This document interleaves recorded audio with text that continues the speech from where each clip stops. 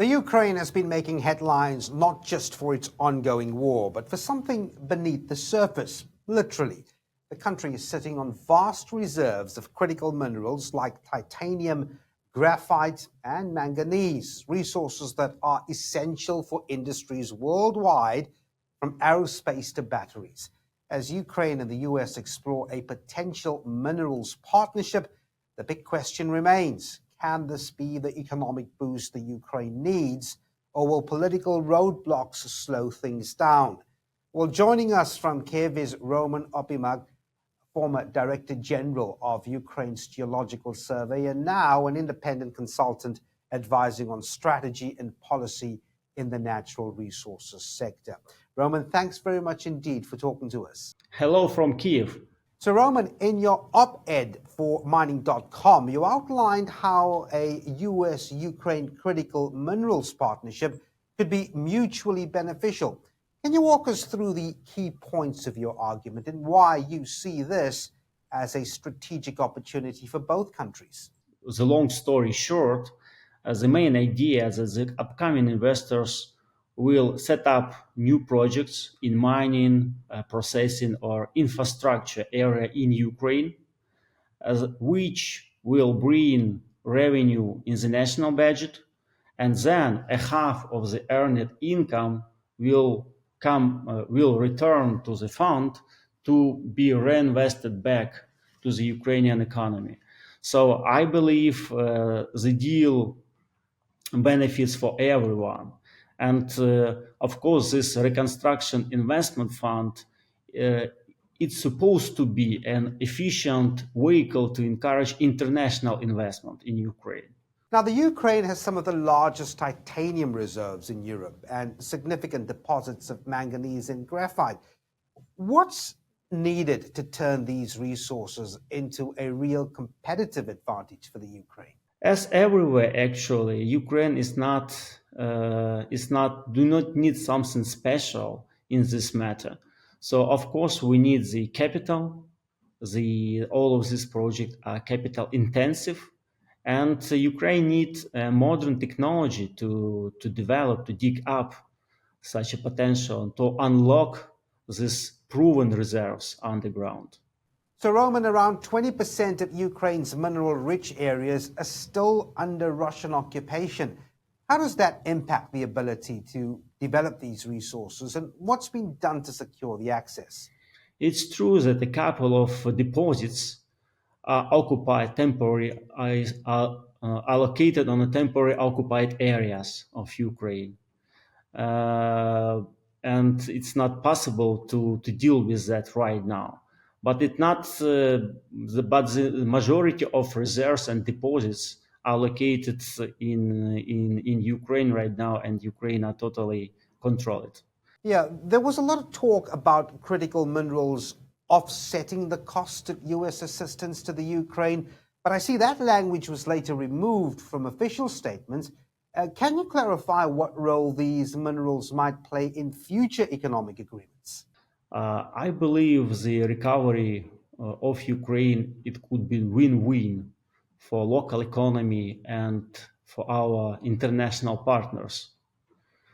In my perspective, the US business and investment from the EU, the UK, and other like-minded developing countries could become the best Iron Dome for Ukraine and could play a role of solid peacekeeper for Ukrainians, actually. Now, the Ukraine has pitched foreign investment in its titanium industry, including building new refining and production facilities. What makes this investment attractive, and what assurances are there for investors?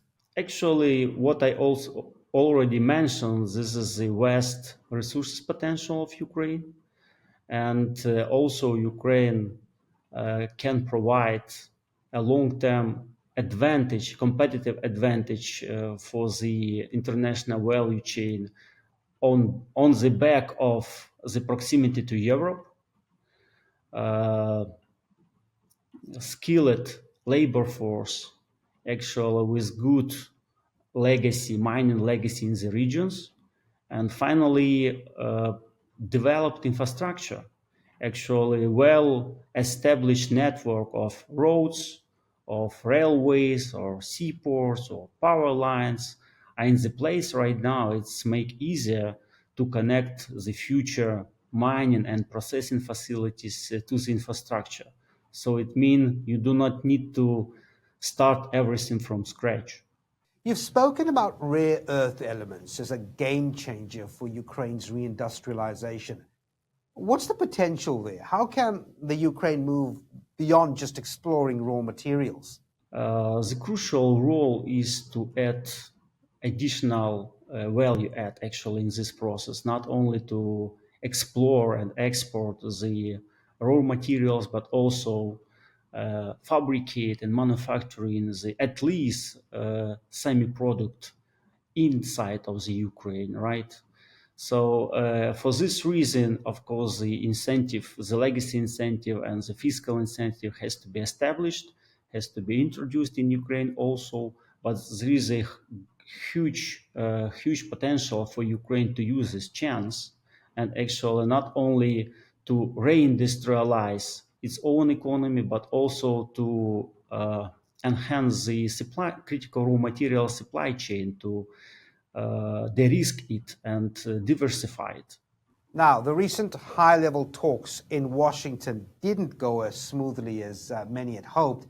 We've seen that now famous interaction between Presidents Vladimir Zelensky and President Donald Trump. Do you think political tensions could delay or even derail a minerals agreement? I'm confident this is the, again, mutually beneficial deal for both participants. And it has the potential to be groundbreaking in the future. So I'm positive. Some argue that even if an agreement is reached, Ukraine's post war reconstruction can take many years.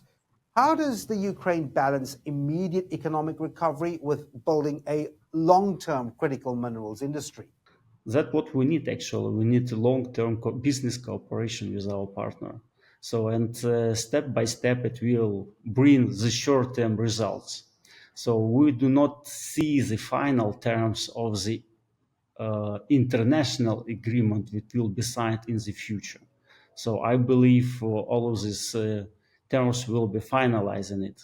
And Roman, before I let you go, finally, you've had to give a realistic timeline. If you had to give one, how soon could we see the Ukraine fully integrating into global critical mineral supply chains?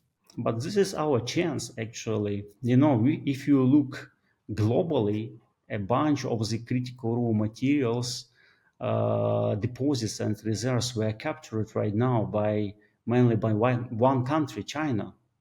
So it's not easy to find the deposits which are available, and most of these digged resources are going right now in China to processing. So it's a huge dependence, and the Western country, let's say like that, they are trying to diversify, right, and reduce the dependence on China. That is why Ukraine, which are pretty close to Europe and which share the common values and strategic priorities and tasks of European and Western our European and Western partners, could be a good country actually to bring the capital and to bring technology and to trust. Well, we have to leave it there. Well, thanks very much indeed. Joining us from Kiev is Roman Opimakh, former Director General of Ukraine's Geological Survey. Is now an independent consultant advising on strategy. Roman, thanks very much indeed for your time. Thank you for having me.